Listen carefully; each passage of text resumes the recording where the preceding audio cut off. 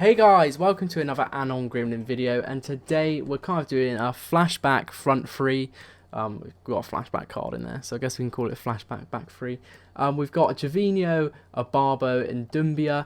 Basically, the post FIFA 15 winter transfer window front three that you'd see basically all the time. So Gervinho came out as a weekly objective card. Here are his stats. You can see he's scored not amazing amount of goals for me, but Gervinho came out as a weekly objective, and it kind of annoyed me because I said to all my mates, I was like, oh, I wish I did that Footmus Doumbia despite his pretty poor stats, because I wanted to run Ibarbo, the League SBC, Gervinho and Doumbia up top, and then basically EA dropped a bombshell on me and basically released this flashback Doumbia on Wednesday. A lot of people aren't going to do it because it is very expensive. It's 220k for what would basically be a super stub for most normal and rational people, and you're not really going to spend 220k on this fairly average card.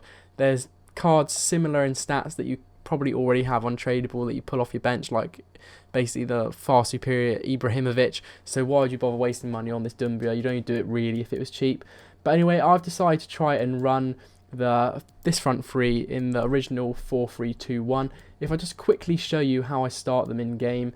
So this is the squad I start them in. It is a 4-3-3. We start Gervinho on the left wing, we have Doumbia at striker, and then you start either Marcelo or Porto on right wing. If you start the Porto gets a strong link to Doumbia, and then you get 10 cam on him. And then in this instance, if we had Makalele with the correct position and with loyalty, it would only be Ibarbo that was off chem. Luckily I have Sanchez and Aurier as untradeable, so if I really wanted to, I could get Ibarbo on full chem if I did a different formation and maybe ran Lerma, but then it would be quite hard to get Gervinho and Doumbia on chem as well. I guess you could get Ibarbo on chem by running Iniesta, Torres or Podolski, but then again you wouldn't be able to then fit these Gervinho and Doumbia in as your other attacking players, because you'd have too many attacking players. And if you're running the Ibarbo, you only run him because you want to relive his glory days on FIFA 15. And what better way to do it than with his two mates, Gervinho and Doumbia? So yeah, you can basically, if you run Porto as well, you get a full rainbow squad, which is quite nice if that's something that interests you. Basically, the way I run him run them custom tactics wise is all getting behind and stay forward, and that is it. I'm not going to explain my custom tactics too much because you'd much rather see how they perform, right? So let's get into the game clips, and I must warn you, these are all extremely sweaty. So we're going into game. You don't really care about what they look like in the menu. You're here to see how they perform in game. You want to know, do they play like it's FIFA 15? And hopefully from the clips that I'm going to show you, I've literally pulled most of the goals I score with them. I did score some more before I decided to make this video. I realised that nobody made a video on this attacking trio, despite it being so iconic in FIFA. I thought Zweback was going to do it yesterday because he had Ibarbo. He did a review on him, but he didn't. He put Zaha next to Doumbia, so I was a little bit disappointed there. But as you can see, the team is literally insane if you have your Ibarbo, your Gervinho and your Doumbia in a 4-3-2-1 and tell them to get in behind. You score two sorts of goals, kind of these ones here where you kind of pass it in and around the box, and then you have a player that is then able to just pass it into the back of the net. This may look like FIFA 17 to you as well, because I do low drive a lot of my shots because I do get one-on-one with the keeper and I just need to tuck away the goal. Here, this is an absolutely awful goal. This is FIFA 19 in a nutshell. It's not the team's fault, it's just the game's fault.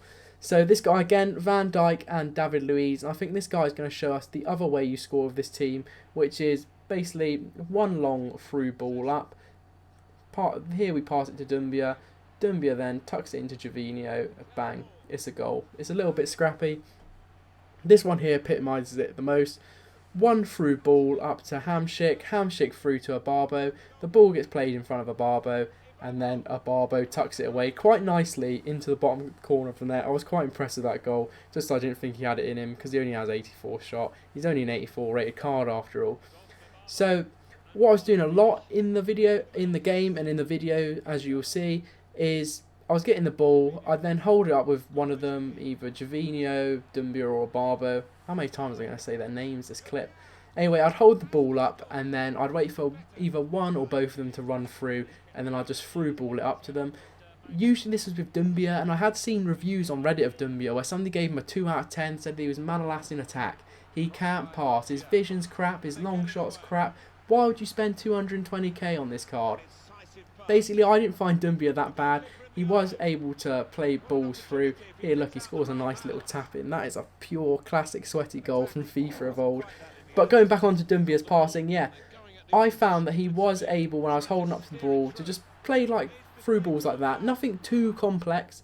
Nothing like, I'm not asking too much of him. He's not laser pinpoint accurate. There are some clips that I decided to not include because I didn't want this video to be too long, where maybe he puts the ball the wrong side of the defender and I'm a little bit annoyed at him and the defender ends up getting the ball. But for the most part, because I was enjoying playing with Doumbia, I didn't notice these occasions where he wasn't playing the correct through ball, or the pass wasn't going where I wanted it to.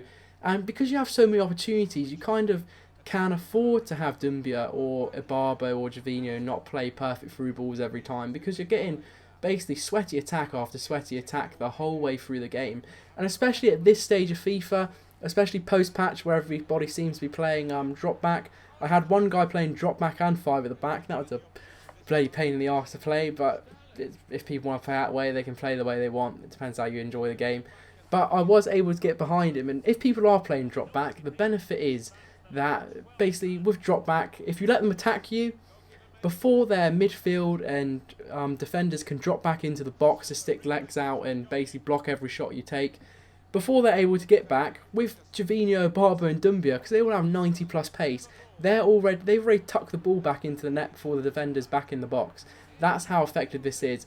And if you're somebody not necessarily like me, who uses skills a lot, as you can see here, I've won a red card. I didn't do a skill, I was just running into the box. This guy's panicked in the 90th minute, he's taken me out. I missed the penalty and he gets the win anyway, so that's a little bit of a shame. But if you are somebody that uses skill moves with these types of players, where you're just sprinting into the box, playing through balls, you can get so many penalties. You don't even have to score the conventional way. Just basically run into the box, do a skill move, make them take you out with their last man, and then bang, you've got a goal, you've got your opponent a red card. Something I was also surprised about is 84 rated League SBC Ibarbo has pretty poor dribbling and pretty poor passing. And I was like, what am I doing playing him at right forward? I'm pushing my luck. Sometimes in 1 or 2 games for a half, I played him at right wing as well, and I was like, yeah, you're pushing your luck, mate. You're not going to be able to play him here. He's not going to be able to cross in. He's not going to be able to pass. But to my surprise, I think in 1 or 2 of these clips in the video, you'll see Ibarbo plays a nice cross in and we get a goal. So you can afford to play Ibarbo at right forward and even right wing if you decide to play 4-3-3, so you don't like playing the 4-3-2-1. The players this is especially effective against are the ones that kind of pull out their centre-backs. You'll see in like a lot of the first like 2 or 3 clips, somebody pulls out their defender. There's a guy who has him and his friend playing, it's him and a guest. And if people pull out their defenders, it's like, goodbye, I'm scoring a goal. They pull it out to try and intercept your Gervinho, get the ball off of him. And then as they do that, into the gap runs Ibarbo or Doumbia, and you're through on goal, you're tucking it away. You're like, thanks a lot, mate. Thanks for giving me that. If people can effectively control their CDMs, obviously this gets a lot harder, but you can kind of counter that because, as I said earlier, you get so many chances of this team to get in behind that you're bound to get 2 or 3 sights on goal, and if you're effective enough at using the low driven or just scoring in general, you should be able to win the game. You may be asking, Ibarbo and Doumbia, they have pretty poor stamina, especially Doumbia, he has 70 stamina. I wouldn't say this is too bad. I'm somebody who puts fitness cards on my players when they hit like 85 fitness. Basically, because he's got medium-low work rates, and because you're using Gervinho and Ibarbo as well, who will be doing a lot of the running as well, so you're not relying on Doumbia as like a sole striker to make every run in behind. Because you've got Gervinho and Ibarbo and Doumbia, you've got all 3 of them kind of doing an equal amount of attacking each. It means that Doumbia and Ibarbo aren't making lots of runs, they're not wasting all their stamina, so a lot of the time, as you'll see in the 80 or 90th minute, my Doumbia had basically half a bar of stamina, and that's all you can ask from him really, especially considering how he is. If you don't get Gervinho in time, you can run Zaha there. If you have like a Prem centre, you don't have to run these players exactly, but if you do want to kind of experiment with Doumbia or Ibarbo or Gervinho, you can run other players around them, and they are effective on their own, but they're definitely best served as a trio. 4-3-2-1 as a formation, obviously the midfield is quite straight. You don't get the protection of like a CDM, or you don't necessarily have forward midfield like a Cam who can play balls in. If you're maybe not enjoying the 4-3-2-1 or you don't like it, it was a meta formation in FIFA 17. I would say it's still quite effective in FIFA 19. You can play any version of 4-3-3 and just have it so your left wing and right wing are on cut in, and then you just lower your attacking width.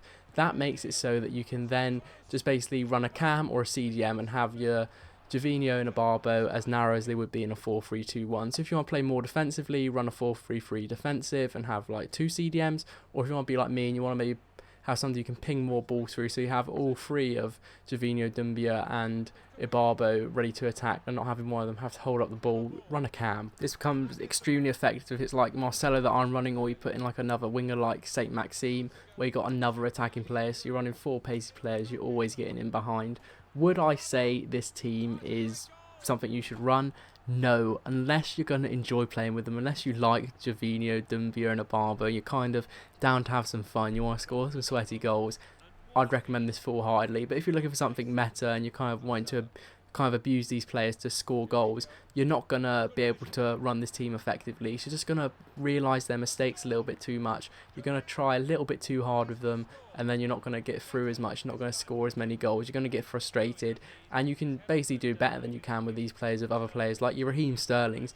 I can't get Sterling all the time, and he's just so nimble that you can basically run into the ball, run into the box really quickly and then get a foul. So these are by no means would I recommend this team. I'm going to be taking it into Weekend League this week. I might even stream it. I've never streamed before, but I'm really enjoying this front 3. So if you're like me and you want like just a bit of fun on this game, considering FIFA 19 has literally been appalling, they've kind of sucked all the fun out of it with all these competitive game modes, then just kind of run Gervinho, Doumbia and Ibarbo up top and you will not regret it. Thanks for watching, and basically I hope you've enjoyed this. I hope this brought back memories of FIFA 15.